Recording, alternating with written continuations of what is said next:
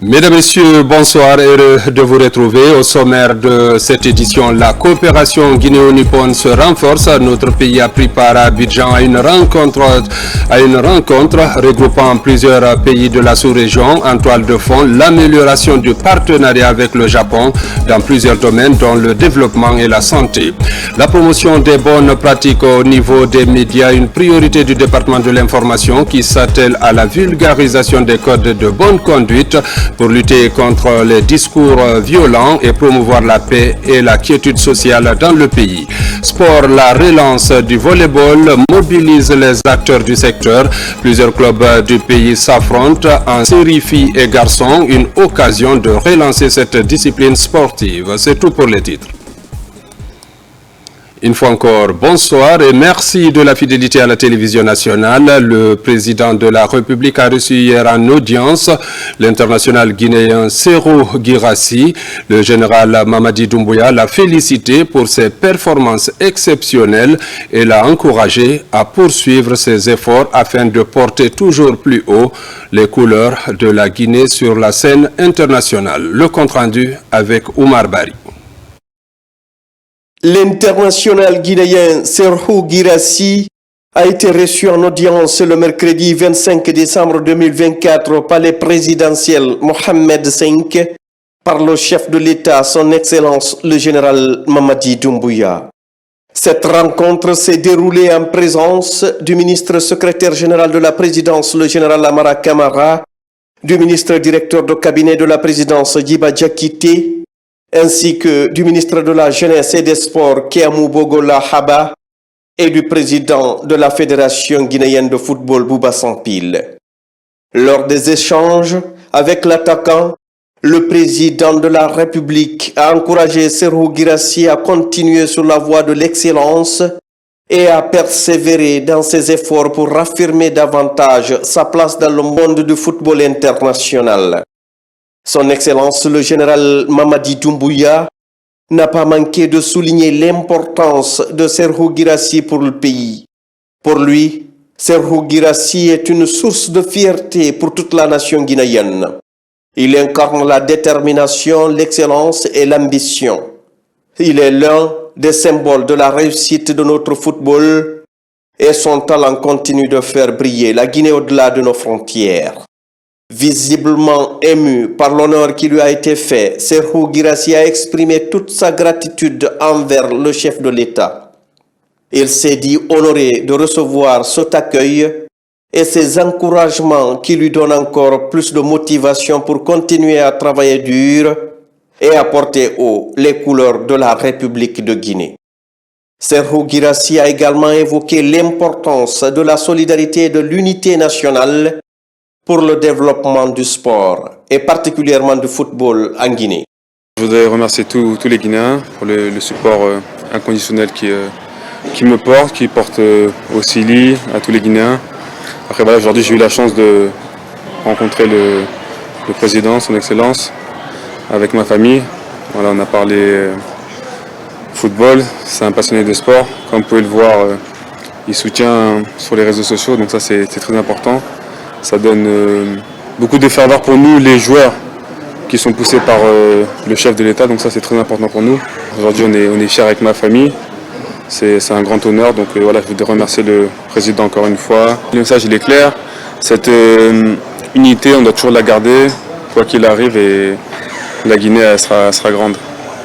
A rappelé qu'une délégation conduite par le ministre de la Jeunesse et des Sports, Kéamou Bogola Haba, a été reçu le mardi par le ministre secrétaire général de la présidence, le général Amara Kamara, et le ministre directeur de cabinet de la présidence, Djiba Diakité, pour honorer les exploits de Serhou Guirassy, attaquant vedette du Sili national, et d'autres professionnels du cuir rond, à savoir François Kamano Seydou Sow et Mouktar Djahabi. Le ministre secrétaire général de la présidence et le ministre directeur de cabinet de la présidence, en prenant la parole, ont tous salué l'effort constant des sportifs guinéens, en particulier celui de Serhou Guirassy, dont les performances exceptionnelles font rayonner le football guinéen sur la scène internationales. Tenue du 3e Forum économique Afrique-Japon en Côte d'Ivoire, une rencontre qui illustre parfaitement la dynamique de coopération entre l'Afrique et le Japon, fondée sur la confiance mutuelle et le partage des valeurs communes. C'est le ministre du Plan et de la coopération internationale qui a représenté le gouvernement. Compte rendu, Daouda Tabansila. Organisé tous les 3 ans, le Forum économique Japon-Afrique se présente comme une véritable opportunité qui incite et renforce la coopération entre les entreprises japonaises et africaines à travers le développement continu des potentialités commerciales et d'investissement. Le ministre du Plan représente le gouvernement guinéen au rendez-vous d'Abidjan. Aujourd'hui, la coopération entre le Japon et la Guinée a permis la réalisation d'infrastructures majeures. Les ports de Kaka et de la Sumba, le port de pêche de Kaporo, l'Institut national de santé publique, l'École nationale d'instituteurs de Nano. Des investissements japonais dépensant 800 millions de dollars en dons témoignent de la solidité de ce partenariat. L'Afrique est le continent du moment et du futur au regard de la structure de sa population, de ses atouts économiques et de la conjoncture économique internationale. Le chef de la délégation guinéenne présente quelques opportunités d'affaires en Guinée. La République de Guinée s'affirme aujourd'hui comme une terre d'opportunités économiques exceptionnelles. Le PIB a progressé de 7,1% en 2023, soutenu par un secteur minier solide avec une augmentation de 22% de la production de bauxite et de 10% des exportations d'or. À Abidjan, la mission conduite par Ismaël Nabé s'est rendue à l'École nationale supérieure de l'électronique et des applications en CA. Le gouvernement de la République de la Guinée a bien voulu faire confiance en notre institution et nous a confié le renforcement des capacités du système statistique national. Dans cette institution, étudient plus de 70 étudiants guinéens dans les filières statistiques, dont une quarantaine vient directement du ministère du Plan et de la coopération internationale. Fin dans la ville industrielle de Kamsar de la retraite annuelle des cadres du ministère du Travail et de la fonction publique. Les 3 jours des travaux qui ont réuni les structures techniques et les services d'appui ont abouti à l'adoption d'un nouveau plan d'action opérationnel pour 2025. Le document prend en compte la vision stratégique du pays avec notamment l'alignement des actions du ministère aux objectifs du méga-projet Simandou et du programme Simandou 2040. Reportage Moussa Namina Keita, Mamadi Terna Kamisoko. C'est sur des résolutions fortes et un engagement vers l'excellence à offrir des services de qualité aux usagers que la retraite stratégique du ministère du Travail et de la fonction publique clôt ses travaux dans la ville industrielle de Kamsar. Pour 2025, le département se dote d'un nouveau plan d'action opérationnel plus ambitieux avec des objectifs clairs. On a décidé de se concentrer sur des priorités en lien avec la lettre de mission de M. le Premier ministre, mais également les grands objectifs sectoriels que nous avons en termes de réforme de l'administration publique, en termes de gestion et de modernisation de la fonction publique, en termes de gouvernance du marché du travail, le renforcement du système national de sécurité santé au travail, le renforcement du système national de sécurité sociale, que nous avons formulé une vision qui permet désormais que nous soyons plus unis dans l'action que nous devons mener et autour d'une vision partagée. Cette retraite de 3 jours a réuni les responsables des structures techniques et des services d'appui autour du cabinet. La leçon qu'on a tirée, c'était qu'il fallait quand même avoir la même vision que nos autorités. Et d'ailleurs, j'en profite pour vraiment les féliciter pour l'initiative de nous avoir mis dans cet esprit de partage. Au cours de cette rencontre, le ministre Bruno a également fait un exposé sur le méga-projet Simandou, soulignant la nécessité pour le département de s'aligner derrière cette vision stratégique. Avec une telle ambition de développement du pays projetée par le président de la République, il faut que nous travaillions pour que les réformes administratives puissent permettre de changer de paradigme. Également, nous avons compris que notre ministère doit jouer un rôle central dans le cadre du renforcement de la gouvernance du marché du travail. Désormais, les batteries sont rechargées au ministère du Travail et de la fonction publique pour la mise en œuvre des priorités opérationnelles pour l'année 2025. Un autre document, un instrument de travail en cours d'examen. Il s'agit du plan d'aménagement et de gestion des pêcheries maritimes. Aujourd'hui, ce plan est élaboré et les acteurs s'acheminent vers la validation du document. L'idée est d'institutionnaliser la gestion rationnelle des ressources halieutiques en vue d'accroître les bénéfices pour la Guinée. Reportage Al-Gassimoba. L'aménagement et la gestion des pêcheries maritimes garantissent une exploitation durable des ressources halieutiques. Pour faciliter ce processus, plusieurs mesures ont été prises par les acteurs de la pêche à travers des concertations et des recommandations. Le plan élaboré est présenté ici à la ministre de la Pêche et de l'économie maritime. Les différentes concertations que nous avions eues avant le partage du draft 0, du plan d'aménagement, nous ont permis de prendre des mesures qui s'imposent pour une gestion de nos ressources halieutiques. Les informations fournies et aussi les résultats des concertations avec les principaux acteurs ici présents ont permis de faire un diagnostic complet de nos différentes pêcheries. Sans ce document-là, nous ne saurons pas comment agir en mer, qu'est-ce qu'il faut faire. Tout est répertorié dans ce document. Le nombre de bateaux de pêche qui doivent pêcher pour 2025, les infractions sont dedans, les redevances à payer. L'élaboration de ce plan d'aménagement et de gestion résulte de la volonté du gouvernement de contribuer à instituer une gestion rationnelle des ressources halieutiques. Le plan d'aménagement et de gestion des pêcheries est un document stratégique pour le secteur de la pêche. Son objectif est d'assurer la biodiversité, de promouvoir le développement socio-économique et de garantir la conservation des écosystèmes marins. Après la validation, ce document servira de guide pour la campagne de pêche 2025.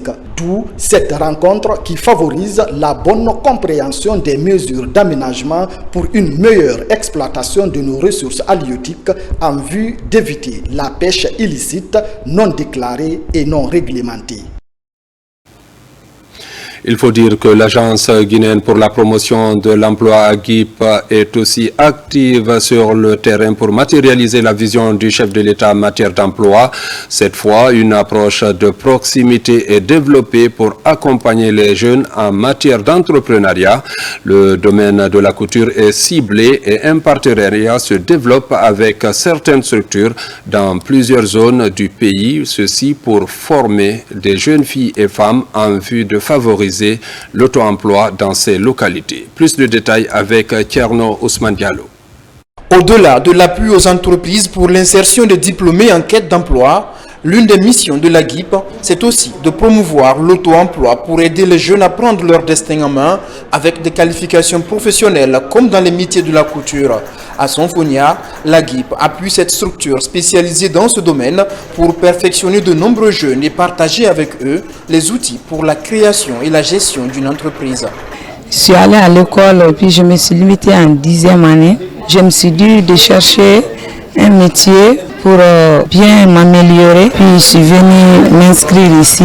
Aujourd'hui, je couds mes habits, donc je suis tellement fière de moi. Vu que la couture elle est modernisée maintenant, la coupe moderne là, ça empêche beaucoup de maîtresses dans les ateliers différents. Et ceux qui ont 2 ans d'expérience, 3 ans d'expérience, c'est là on leur prend 3 mois de formation et 6 mois de formation.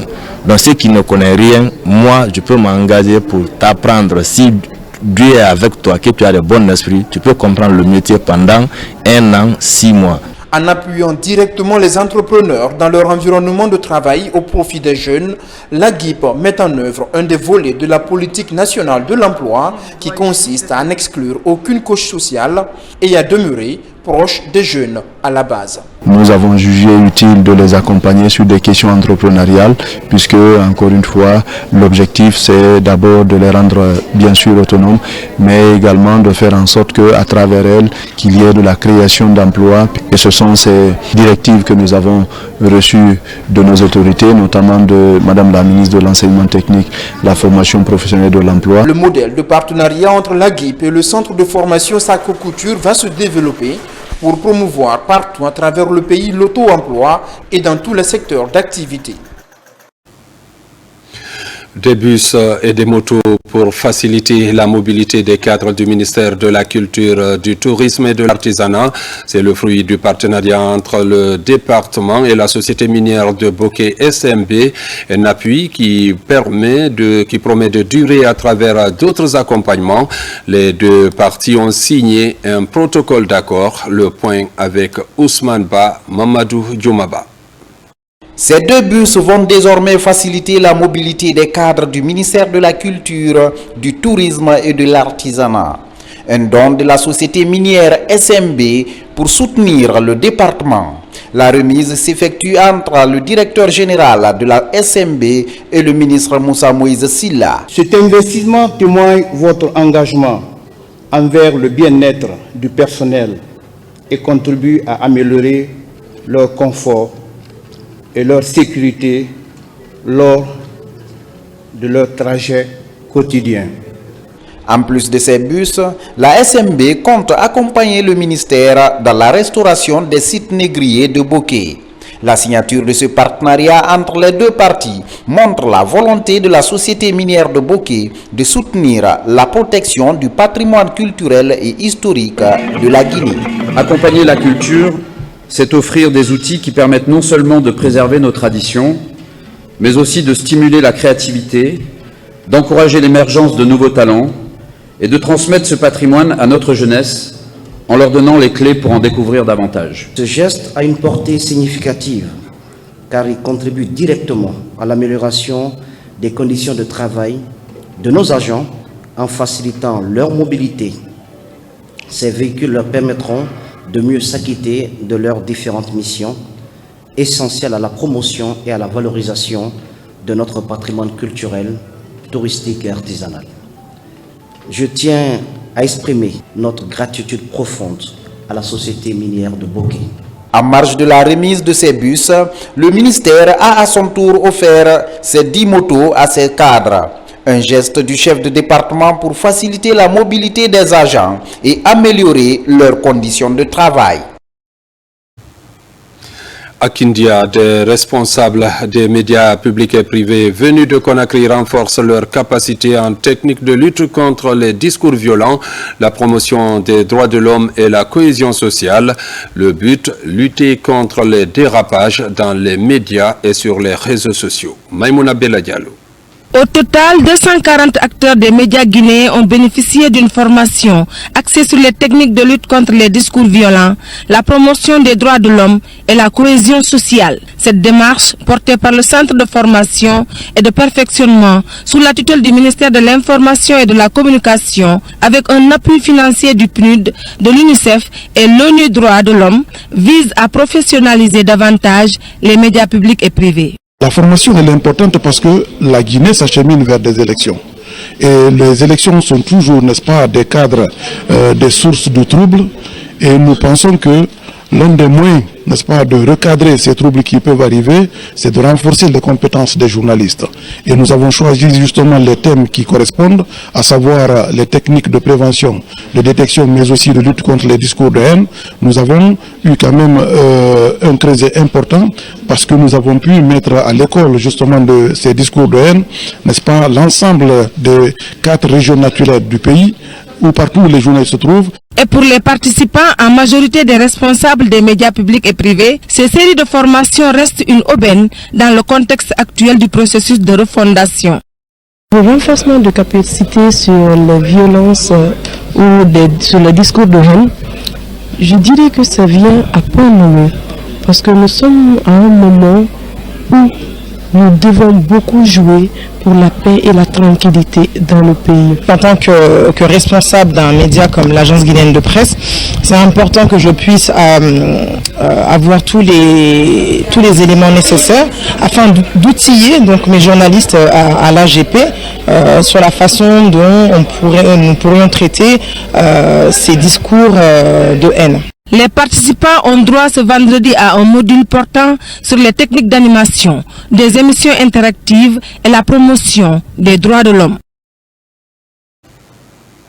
Dans l'actualité encore, la construction des voiries et ouvrages hydrauliques se réalise dans le Grand Conakry, des transversales jusqu'à l'échangeur de Bambeto et des voiries de Simbaya. Tout est prioritaire pour le gouvernement. Les entreprises sont sommées d'achever les projets en cours, condition essentielle pour bénéficier d'autres projets. Reportage Aboubakar Junior Camara. La route est un élément essentiel de développement. C'est pourquoi, depuis l'avènement du CNRD, la construction des voiries urbaines et des routes nationales jusqu'aux ouvrages hydrauliques, rien n'est resté en marge des priorités. Dans le projet des transversales, par exemple, la T8, T9 et T10 sont achevées avec un pont de 130 mètres linéaires à Ketaya. Guicopress réalise des travaux avec le respect des normes. Nous sommes dans les 90%, nous sommes dans les phases de finition, les derniers travaux de réglage et de bitumage pour libérer complètement les transversales T8, T9, T10. Autre projet de l'initiative présidentielle est la construction des voiries du Grand Conakry. À Simbaya, Yataya ou autres axes de la capitale, tout est en chantier avec l'espoir de doter la capitale d'un réseau routier de qualité. Et moi, et mon chef de quartier, et la population de Simbaya, tout le monde est content. Parce que ça fait longtemps, des années et des années, on se bat pour ça. On ne passe même pas maintenant si nous pouvons avoir même un morceau de goudron. Mais c'est grâce au général Mamadi Doumbouya qu'on a eu cette bijou. Vraiment, nous remercions CNRD et le général Mamadi Doumbouya. Les échangeurs de Bambeto et ses bretelles sont en bitumage avec l'espoir d'ouvrir l'ouvrage aux usagers avant le 31 décembre 2024. On est en train d'évoluer dans les travaux. On a déjà commencé à faire les enrobés au niveau des bretelles et du giratoire pour justement dans l'objectif de livrer, Inch'Allah, d'ici la fin du mois, Inch'Allah. Le pont, ça reste les travaux des glissières de sécurité et aussi les rampes d'accès. On n'a pas encore terminé la couche de chaussée. Sinon, peut-être ça sera libéré normalement en avril 2025.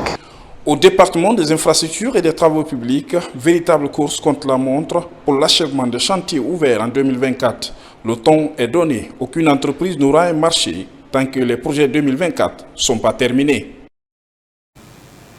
Sur le plan de la santé, la ville de Kankan a désormais une ambulance médicalisée pour assurer le transport sanitaire public. C'est un geste de Cabinet Komara, ancien Premier ministre, pour participer au développement de Nabaya. Les missions de premier secours, un autre avantage pour appuyer les formations sanitaires et services d'incendie et de secours de Kankan. Reportage Djamokaba. La municipalité de Kankan bénéficie désormais d'une ambulance médicalisée pour des missions de premier secours. Elle va intervenir pour des personnes blessées, des accidents de la circulation, arrêts cardiaques et d'autres catastrophes humanitaires. L'ambulance avec laquelle nous sommes venus à Kankan était en panne depuis plus de 8 mois, 1 an. J'ai crié à toutes les portes. Dieu faisant, l'ex-premier ministre a entendu, on ne prend pas de cadavre dedans. C'est pour les personnes blessées, accidentées, en détresse, sous toutes les formes. Par cette remise officielle, le bon samaritain contribue au développement de la ville de Kankan pour inciter d'autres à investir. Un acte patriotique posé pour assurer le transport sanitaire public de façon plus rapide et sécurisée. L'apport des fils de Kankan pour aider la population. Et plus précisément le PM, l'ex-premier ministre Komara, et que Dieu veille sur lui de façon volontaire. C'est sa deuxième fois de penser à la population de Kankan. Alors, dans un premier temps, il a mis à disposition des véhicules pour éteindre les incendies. Dans un deuxième temps, il vient de penser encore à la population pour le transport des malades. Nous sommes nés dans cette ville, nous avons grandi ici, nous avons tout eu ici. Et je ne ferai que citer Lincoln qui disait « Il faut se dire qu'est-ce que j'ai pu faire pour mon pays et non qu'est-ce que mon pays a pu faire pour moi. » Cette ambulance médicalisée est une réponse concrète pour corriger un vieux dysfonctionnement. Elle constitue pour Nabaya un maillon décisif pour la chaîne d'intervention des premiers secours. En Zérékoré, 57 malades indigents viennent de bénéficier d'une prise en charge sanitaire offerte par le Fonds de développement social et de l'indigence. Cette initiative s'inscrit dans une volonté du gouvernement de lutter efficacement contre les inégalités sociales en Guinée et en particulier dans les régions les plus reculées. Reportage Mohamed Salioupaï. C'est au gouvernorat de Zérékoré que la cérémonie de remise de ces titres de prise en charge sanitaire gratuite a eu lieu. Réunis autour des autorités administratives, les récipiendaires reçoivent cette aide du gouvernement des mains des responsables du Fonds de développement social et de l'indigence. Ce programme de soins gratuits est un ouf de soulagement pour ces bénéficiaires qui n'avaient pas les moyens de s'offrir des soins de qualité. Il est à noter que cette initiative représente une promesse de soins, un engagement envers la dignité humaine et une réponse concrète aux défis auxquels nos concitoyens font face. Les bénéficiaires, visiblement émus, ont exprimé leur gratitude envers le Fonds de développement social et de l'indigence pour cette aide salvatrice. Pour beaucoup d'entre eux, cette prise en charge représente une chance de survie, notamment pour ceux souffrant de maladies graves ou chroniques. Depuis longtemps, on est malade, les moyens n'existent plus. Mais aujourd'hui, on est très satisfait parce que le président de la République a pensé à nous pour nous prendre en charge avec la mise sur pied de ce service humanitaire. Nous disons vraiment merci au président de la République et merci à monsieur le directeur général du Fonds de développement social et de l'indigence. À travers la solidarité nationale, vous soulagez plusieurs pères de famille et malades qui n'avaient plus de possibilités pour leur prise en charge des malades. Grâce à l'initiative du Fonds de développement social et de l'indigence, ces 57 malades ont désormais la possibilité de recevoir des traitements, des consultations spécialisées et des suivis médicaux nécessaires à leur rétablissement. Cette action humanitaire de l'État s'inscrit dans une série de programmes visant à répondre aux besoins essentiels des citoyens en luttant contre la pauvreté, les disparités sociales et économiques. Le projet de riposte d'urgence et d'appui au programme NAFA était au centre des discussions en faveur des parties prenantes de la mise en œuvre. C'était au cours d'une mission de sensibilisation et d'information conduite par tous les partenaires opérationnels du projet. La mission a conféré avec les acteurs des préfectures de Kouroussa, Kérouani et Beila. L'occasion est aussi mise à profit pour distribuer des motos aux assistants communautaires pour leur mobilité. Le point avec Abdul Karim Kamara. À date, l'interopérabilité au sein du projet de riposte d'urgence et d'appui au programme NAFA est désormais acquis. Les partenaires opérationnels accordent leur violon pour une meilleure appréhension du projet. À Kouroussa, Kérouani et Beila, autorités et parties prenantes impliquées dans la mise en œuvre sont édifiées davantage sur les enjeux. L'objectif vise à trouver les meilleures stratégies et les meilleurs moyens pour une inclusion réussie des personnes vulnérables et pauvres au sein de la société. Dans ces trois préfectures, la mission revient sur les objectifs du projet, son approche et son apport sur les revenus des communautés bénéficiaires. La rencontre de cette délégation a été vraiment un outil, enfin, d'aller aussi à notre tour de faire la restitution sur le terrain, afin que réellement les activités que nous sommes en train de pérenniser au compte du projet NAFA continuent dans le bon sens. Ils n'ont qu'à essayer de faire face, n'est-ce pas, à notre situation au niveau de documentation, par exemple, la formation qu'on a eu à faire là. Si c'est accompagné par des documents, vraiment ça pourra nous mettre à l'aise. Au-delà de la sensibilisation, les avis et préoccupations des uns et des autres sont aussi recueillis. Mais cette approche holistique de l'ANIES a pour objectif de susciter l'adhésion au projet de toutes les parties prenantes. Comme l'a dit notre président, depuis sa prise du pouvoir le 5 septembre, en Guinée, nous réalisons qu'aucun Guinéen n'est laissé pour compte. Je voudrais également vous inviter à plus de rigueur. Transmettez à nos concitoyens, à nos populations, les tenants et les aboutissants du projet. Au même moment, les assistants communautaires de Kouroussa, Kérouani et Beila sont dotés de motos pour leur mobilité et coïncident avec l'élan des transferts monétaires réguliers amorcés par le programme NAFA. Et puis, l'une des stratégies visant l'autonomisation des femmes et filles issues des milieux défavorisés du pays, c'est la formation de cette couche sensible aux métiers générateurs de revenus. Après des années d'apprentissage, ces femmes, au nombre de 1000 apprenantes, ont reçu leur attestation de fin de formation. Reportage Mohamed De Camara. La cérémonie est désormais traditionnelle ces derniers temps. À la fin de chaque année, plusieurs apprenantes des centres d'autonomisation, d'entrepreneuriat des femmes et filles à travers tout le pays, après leur cycle de formation, reçoivent des attestations. Pour nous, c'est une sorte de couronnement des efforts qu'elles ont consentis pendant des années pour avoir une formation dans des métiers porteurs et innovants pour elles. Cette année, sur l'ensemble du territoire, nous avons 1262 filles sortantes des KEF. Et la cérémonie qui se passe aujourd'hui à Conakry est organisée simultanément sur l'ensemble du territoire national. Nos sincères remerciements au gouvernement guinéen, particulièrement à notre ministère, réaffirmons nos engagements solennels à toujours œuvrer pour la consolidation des appuis en matière d'autonomisation des femmes et filles.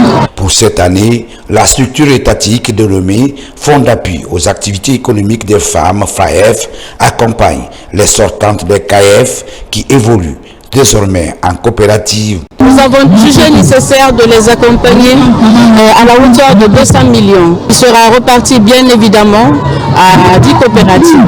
Elle marque surtout cette cérémonie la volonté des femmes et filles en prennent désormais en charge leur destin à travers leur capacité intrinsèque d'assumer des métiers pourvoyeurs d'emploi et d'auto-emploi décent. Ces filles et femmes déscolarisées et non scolarisées sont issues généralement des milieux défavorisés du pays. À travers la formation acquise dans plusieurs filières, elles s'ouvrent ainsi la voie qui mène vers une autonomisation assurée. L'Office national de formation et de perfectionnement professionnel reste très engagé dans l'autonomisation des couches vulnérables. À Kouroussa, plus précisément à Dionko, près d'une centaine de femmes viennent de boucler une formation en production, en transformation et en commercialisation du beurre de karité. La formation va leur aider à améliorer la qualité de leurs produits sur le marché. Moussa Komara. Cette effervescence des femmes de Dionko est l'expression de leur satisfaction à la formation déployée par l'Office national de formation et de perfectionnement professionnel sur les nouvelles techniques de production du beurre de karité. Très longtemps, elles utilisaient la méthode rudimentaire, sans qualité et sans rendement économique. Notre formation vise à assurer pas les techniques de transformation, mais l'hygiène dans la transformation du beurre de karité. Au-delà de l'aspect cosmétique, nous avons l'aspect alimentaire. Le beurre de karité est consommé par la population, donc on veut s'assurer que cette consommation soit faite avec des produits sains. Le deuxième élément, c'est la commercialisation. Le beurre de karité est avant tout une histoire de femmes. À Dionko, ce sont près d'une centaine qui ont bénéficié de ce renforcement des capacités. Pendant plus de 10 jours, elles ont appris les bonnes pratiques pour améliorer leur production. Il faut observer l'hygiène. L'eau qui doit être utilisée pour nettoyer les amandes doit être propre. Les ustensiles qu'il faut utiliser doivent être propres. Et soi-même, l'hygiène corporelle. La cuisson, l'étalage sur une bâche ou bien la terre cuite pour faire sécher les amandes. Cette formation va réduire considérablement la souffrance de ces femmes dans la production. Une valeur ajoutée dont elles n'avaient jamais bénéficié alors qu'elles pratiquent la transformation de leur verre depuis des années. L'objectif poursuivi à travers cette initiative est d'aider ces femmes à produire un beurre de karité de haute qualité répondant aux normes internationales pour renforcer leur autonomisation. Elles plaident ici d'avoir une unité de production pour augmenter leur rendement. Célébration de Noël, moment de ferveur chez les fidèles chrétiens, une commémoration significative pour la communauté du Christ. Partout dans les paroisses, des messages de paix et d'amour ont été véhiculés par les curés. Le point avec Ali Badra Kondé, Saint-Martin, Fancinadouno. Dans les paroisses de la banlieue de Conakry, la célébration de Noël ne se limite pas à une simple cérémonie religieuse, mais s'inscrit dans un élan de communauté, d'amour et de partage, renforçant les liens entre les fidèles et leur foi. À la paroisse Saint-Michel de Koloya, les fidèles se sont fortement mobilisés. Dieu s'est incarné en homme et il est venu comme nous autres. Il s'est humilié, il nous a montré donc l'amour. Il t'a dit que quand quelqu'un te frappe de gauche, il faut le montrer la droite. Ça, on ne savait pas tout ça.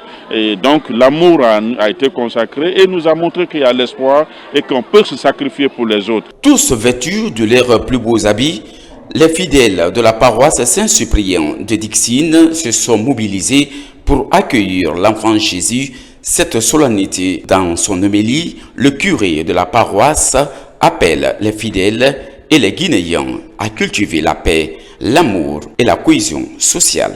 Noël, c'est un événement d'aujourd'hui qui nous concerne tous et qui est porteur de paix, de joie et de grande espérance.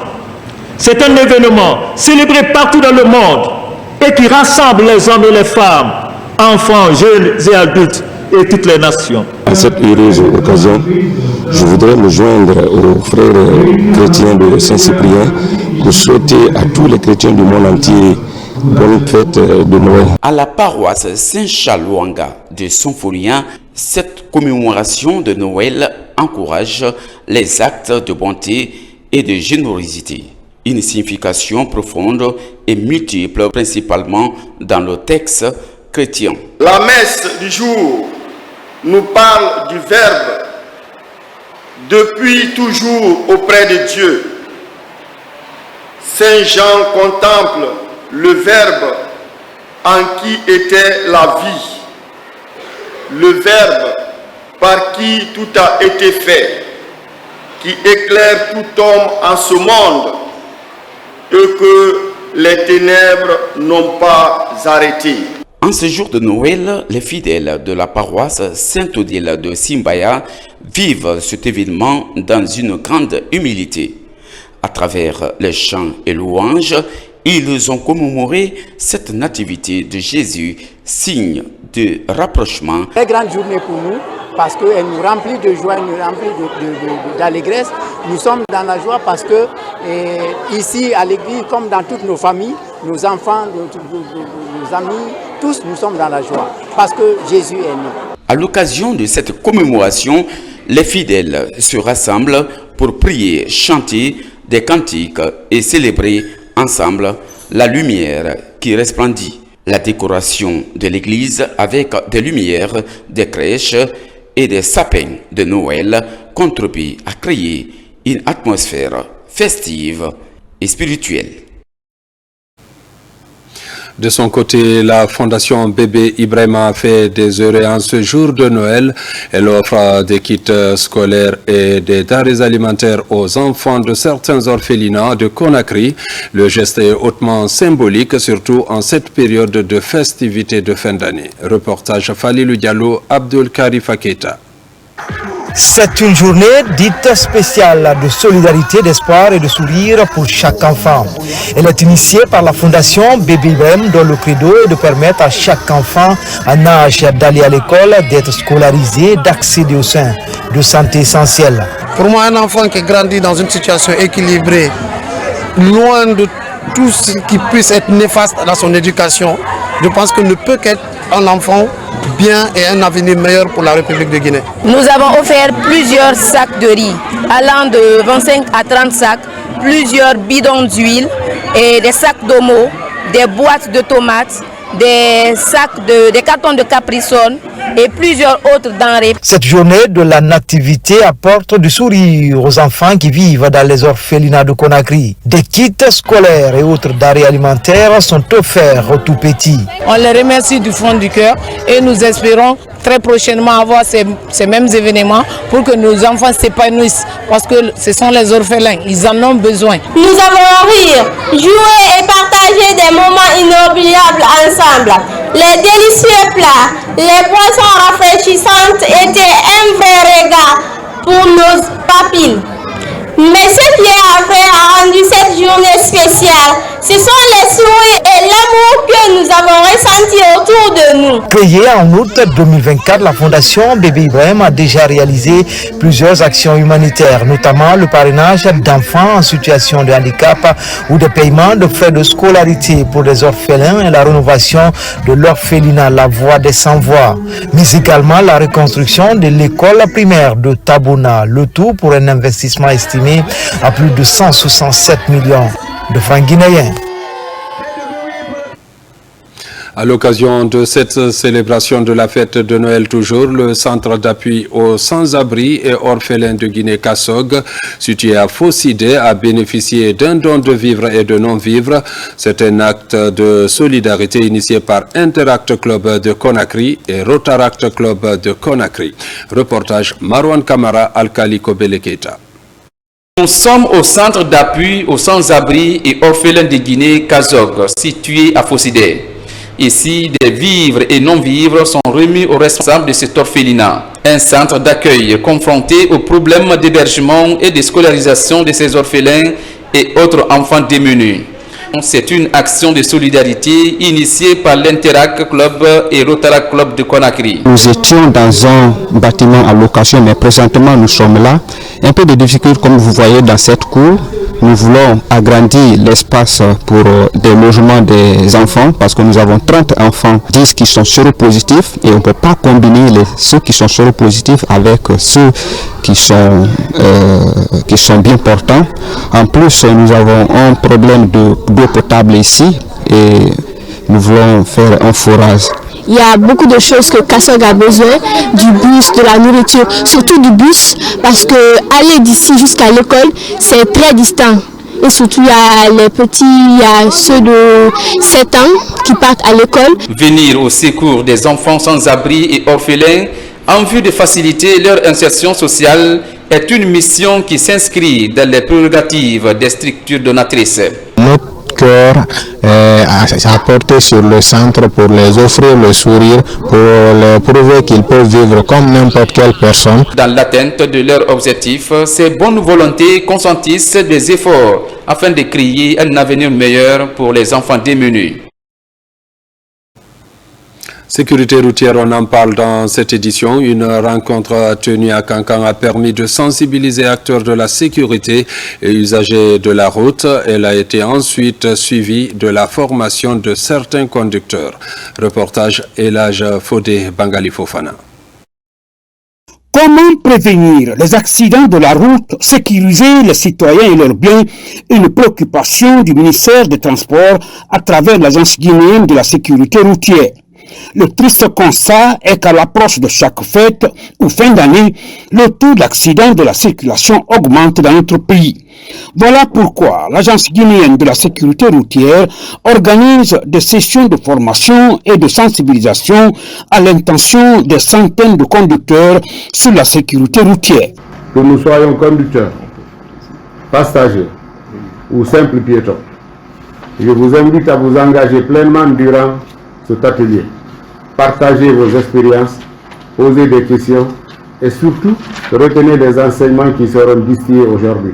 La présente formation vise à réunir l'ensemble des acteurs de la sécurité routière, experts et autorités à tous les niveaux, dans le but de coordonner, évaluer et renforcer les efforts communs contre l'insécurité routière, devenue une préoccupation majeure dans notre pays. Ces accidents récurrents sont aussi causés ou aggravés par le non-respect ou l'ignorance du code de la route, l'excès de vitesse, l'imprudence des conducteurs, la consommation d'alcool et de stupéfiants, le transport mixte, la surcharge, le surnombre, téléphone au volant, le non-port de la ceinture de sécurité et du casque protecteur, ainsi que le mauvais état de nos routes et véhicules. Selon les statistiques de la police et de la gendarmerie routière, notre pays a enregistré de 2020 à 2024 plus de 11 000 cas d'accidents de la route, dont 3 149 personnes tuées, 4 021 personnes blessées graves.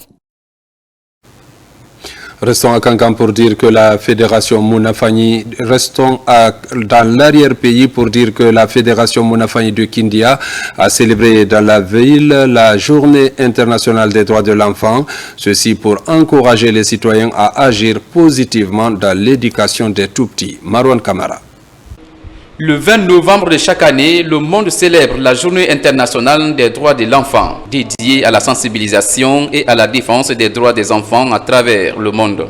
L'objectif est de mettre en œuvre des actions de communication visant à promouvoir les droits fondamentaux de l'enfant, mobiliser les acteurs de protection des droits de l'enfant autour d'un cadre d'échange et de réflexion pour favoriser le respect des droits de l'enfant. C'est un plaidoyer qui est organisé en faveur des autorités préfectorales pour que les autorités préfectorales s'impliquent activement dans la promotion des droits de l'enfant. Si c'est appliqué, je pense qu'on aura un changement souhaité auprès de nos communautés. C'est dans ça que les enfants de la préfecture de Kindia puissent grandir, puissent s'épanouir dans un climat de protection conviviale. Pour créer un monde meilleur pour les enfants, la FMK s'engage à identifier les problèmes les plus urgents auxquels sont confrontés les enfants. Un panel de plaidoyers et des prestations d'artistes sont initiés afin que les parents et les autorités puissent s'impliquer davantage dans l'éducation des enfants. Pendant cette journée, une note de plaidoyer est remise aux autorités préfectorales et communales de Kindia. Avec l'appui de ses partenaires, la Fédération Mounafani de Kindia compte contribuer, comme chaque année, à la célébration avec les enfants de la préfecture de Kindia. Environnement, protéger la biodiversité, empêcher les conflits d'usage dans la zone du paysage Bafi-Falémé. Les autorités guinéennes et les partenaires prennent le devant. L'unité du projet, en compagnie des autorités de la région de la baie, s'est rendue dans les zones du projet pour le suivi et l'évaluation des acquis au bénéfice des communautés. Reportage Abdoulaye Diallo, Sarafdin Diallo. C'est la deuxième assemblée générale du projet Bafim-Falémé. L'objectif est de présenter aux autorités locales et aux différentes parties prenantes les limites de la réserve naturelle gérée par la Gambie et le Falémé. Il s'agit de la dernière étape de vulgarisation entamée dans les communautés riveraines des 4 forêts classées du projet. La superficie de la réserve est de 3731,366 km². Toutes les bornes limites et tous les villages enclaves et villages riverains sont géoréférencés et même toutes les unités de végétation importantes, les unités écologiques importantes comme les terres de source, les cours d'eau, les sites touristiques. Il y a une zone intégralement à protéger, une zone tampon et une zone de développement. Ces 3 zones sont limitées et toutes les dispositions sont prises pour sa matérialisation. Cette rencontre marque une nouvelle ère dans la cohabitation de tous les acteurs impliqués. C'est le moyen le plus sûr de réduire l'effet des gaz à effet de serre.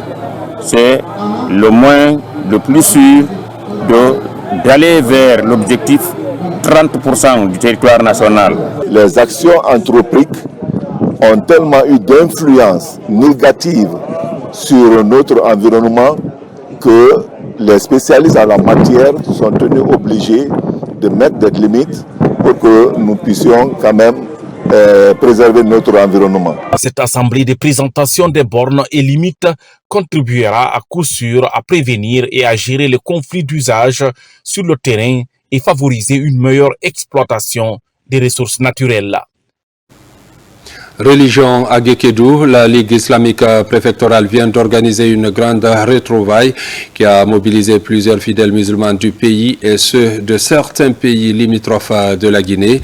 La rencontre a permis d'implorer la grâce d'Allah en faveur de la paix dans le pays et soutenir le chef de l'État dans ses actions. Ibrahima Oulem Fofana, Silati Kourouma.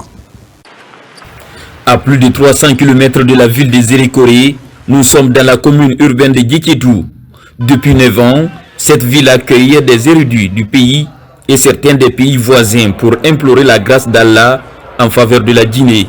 Cette année aussi, durant 3 jours, le livre saint a été lu en faveur de la paix, mais aussi du président, le général d'armée Mamadi Doumbouya. Cette lecture du Coran a été initiée par la Ligue islamique de Guékédou pour la paix, la prospérité, la sécurité dans le pays. Mais surtout à son Excellence le général Mamadi Doumbouya pour qu'il puisse conduire la Guinée vers une destinée heureuse, en paix et en sécurité.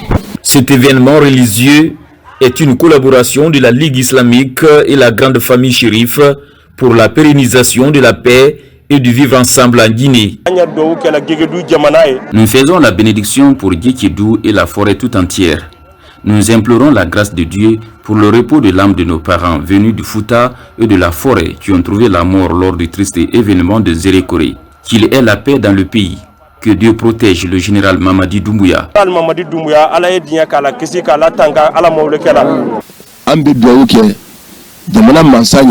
Nous bénissons le chef de l'État, général Mamadi Doumbouya, pour tout ce qu'il est en train de faire pour le pays. Nous implorons la grâce de Dieu pour qu'il puisse mener cette transition à bon port. Ici, les efforts du chef de l'État sont magnifiques. Cette lecture du Saint-Coran en témoigne l'engagement des organisateurs pour une Guinée prospère. Relance du volleyball en Guinée, la fédération est à pied d'œuvre. Une compétition nationale en série filles et garçons se tient à Conakry et regroupe plusieurs clubs du pays. L'idée est de permettre aux pratiquants de cette discipline de vivre leur passion commune. À l'ouverture des hostilités, Sumba de Dubreka était opposé à l'équipe préfectorale de Mamon. Reportage Kabafodé. Le palais des sports du stade du 28 septembre de Conakry. Autour de ce filet de volleyball, des jeunes filles et garçons passionnés de cette discipline sportive. En club et en équipe, ils viennent de partout en Guinée pour prendre part à une semaine de compétition organisée par le comité de gestion du volleyball guinéen. Un cadeau de Noël offert à ces athlètes qui en avaient tant besoin en cette période de fin d'année. L'objectif que nous avons, c'est de continuer à faire jouer les sportifs le long de cette année et les années qui arrivent pour que la Guinée retrouve sa place d'antan, c'est-à-dire une des meilleures équipes nationales africaines sur ce continent-là. 12 clubs féminins et 5 masculins sont engagés dans ce tournoi dont l'objectif est de relancer la pratique de volleyball en souffrance depuis quelques temps. Dans ce match qui oppose en série filles le Sumba Volleyball Club de Dubreka et l'équipe de Mamou en blanc, les talents sont démontrés. Je suis très contente parce que ça fait un bail, on ne joue pas, on ne fait pas ce genre de compétition. Du coup, nous sommes très contentes d'être là aujourd'hui. Oui, on a gagné. Je suis contente de mon équipe. Aujourd'hui, on a ce sentiment de satisfaction parce que nous, jeunes, surtout jeunes filles de Fouta, on a beaucoup de lacunes à faire du sport. Déjà, nos mères nous interdisent de porter les culottes. Ça, c'est un. C'est qu'on a de multiples problèmes à rencontrer devant la société avant de pratiquer ce sport. Et malgré nos maigres moyens, c'est grâce à notre entraîneur qui se bat corps et âme pour que l'équipe devienne ce qu'elle est aujourd'hui. Dubreka, vainqueur contre Mamoun 3-7-0 chez les dames, est bien parti pour conquérir le titre cette année. La même équipe présente aussi en série masculine affiche de grandes ambitions, surtout dans cette deuxième rencontre de la journée qui l'oppose à l'Aïdrim de Conakry. Le tournoi prendra fin le 29 décembre. Mesdames, Messieurs, fini ce journal. Les infos sur la Guinée, terre de richesse et d'innovation continuent sur le www.rtgguinée.info. À demain.